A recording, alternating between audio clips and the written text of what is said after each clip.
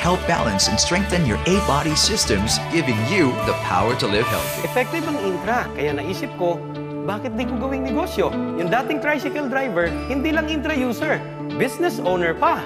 Use Intra and discover the power within.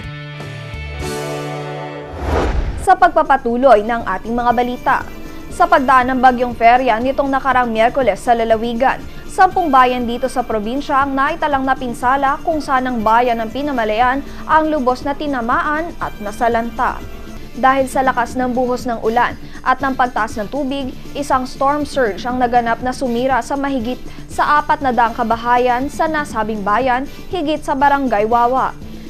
Sa lakas ng hampas ng tubig mula sa dagat na nagdala ng malalaking bato, nawasak ang seawall ng Wawa Recodo at Kinabigan, maging ang Pinamalayan Lighthouse, Spillway at Ginhawa Water Reservoir, nasira din ito. Sa pagtatala ng Provincial Social Welfare and Development Office, 8 barangay ang naapektuhan ng naturang bayan. 3 ang ginawang evacuation centers dito kung saan dinala ang mahigit sa 1,000 pamilyang evacuees. Maging ang mga kalsada ay napuno rin ng mga buhangin mula sa dagat. Agad namang pumunta si Governor Arnon Panaligan kasama si PSWDO Officer Teresita Umbao at Bokal Romeo Benaventura sa bayan ng Pinamalayan upang makita ang sitwasyon dito at ang malaman din ang tulong na maaaring maipagkaloob sa mga nasalanta at naapektuhan ni Bagyong Feria. Pasasalamat naman ang ipinaabot ng mga residenteng naapektuhan sa pagbisita ni Governor Panaligan sa kanila at dahil umaga pa nang mangyari ito at walang naitalang nasaktan o nasawi sa kanila. Samantala, sa kabuuan, tinatayang mahigit sa 36 na milyon at 300,000 piso ang pinsalang iniwan ni Bagyong Feria sa lalawigan. Mahigit sa 30 milyong piso sa agrikultura kung saan mahigit 8 milyong piso dito ay mula sa bayan ng Pinamalayan at ang natitirang halaga ay mula naman sa mga bayan ng Nauhan, Pola, Bongabong, Rojas, San Isidoro at lungsod ng Calapan. 6,250,000 piso naman sa infrastruktura na pawang mula pa rin sa bayan ng Pinamalayan.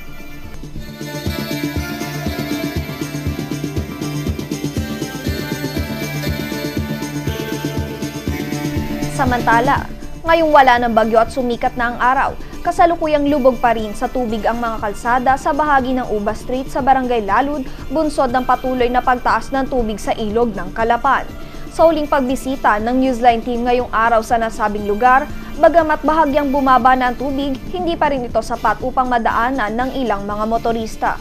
Ilan pa sa mga tricycle drivers ay tumirik at namatayan ng makina sa gitna ng baha dahil pinasok ng tubig ang kanilang mga sasakyan. Iba naman ay minabuti na lamang na bumalik dahil sa pangambang tumirik din sila. Kasabay ng pagsikat ng araw ang pagkadismaya ng mga residenteng patuloy na naapektuhan ng nasabing suliranin.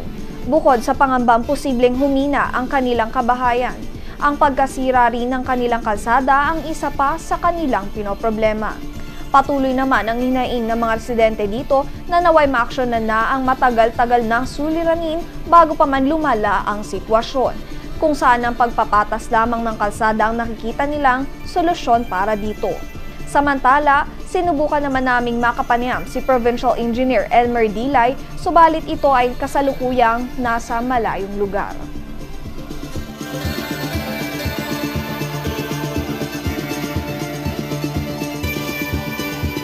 Susunod, programa ng Oriental Mindoro Provincial Blood Council kinilala sa World Blood Donor Day Philippines 2009. Tampok ang balitang yan, makalipas po lamang ang ilang paalala.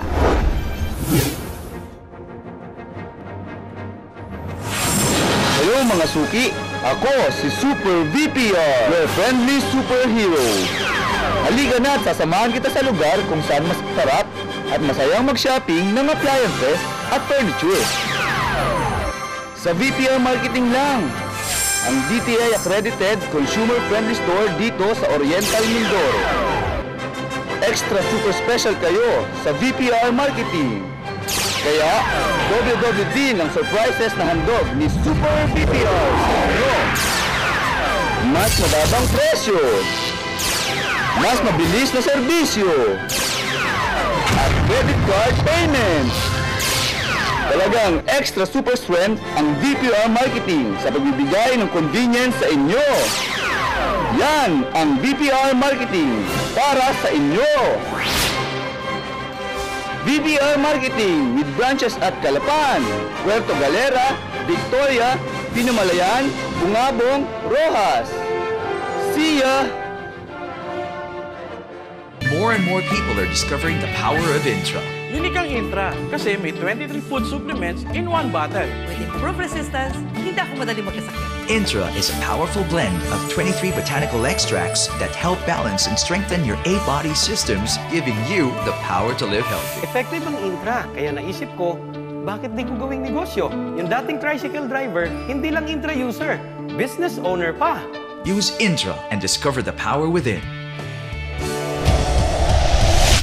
Bilang pagkilala sa mga programa ng pagtataguyod ng voluntaryong pagkakaloob ng dugo sa lalawigan ng Silangang Mindoro, kinilala ang probinsya bilang isa sa mga lokal na pamahalaan sa bansa na may best practices in donor recruitment, retention and care sa isinagawang World Blood Donor Day at 3rd National Blood Summit sa ilalim ng temang Toward 100% Voluntary Blood Donation na ginanap sa lungsod ng Baguio noong nakaraang 15 hanggang 16 ng Hunyo.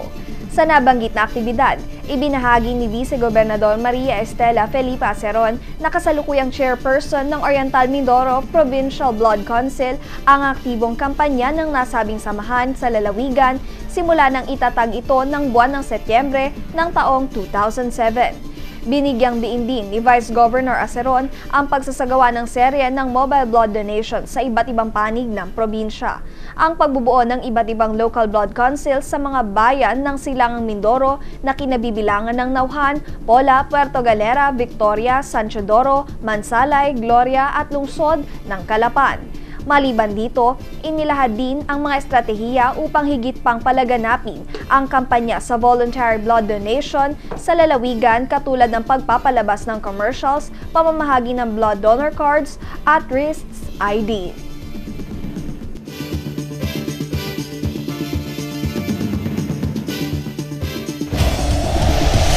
Para sa inyong comments or suggestions, mga balita at impormasyon na nais niyong iparating sa aming programa, tumawag po lamang sa telepono bilang 043-288-4240.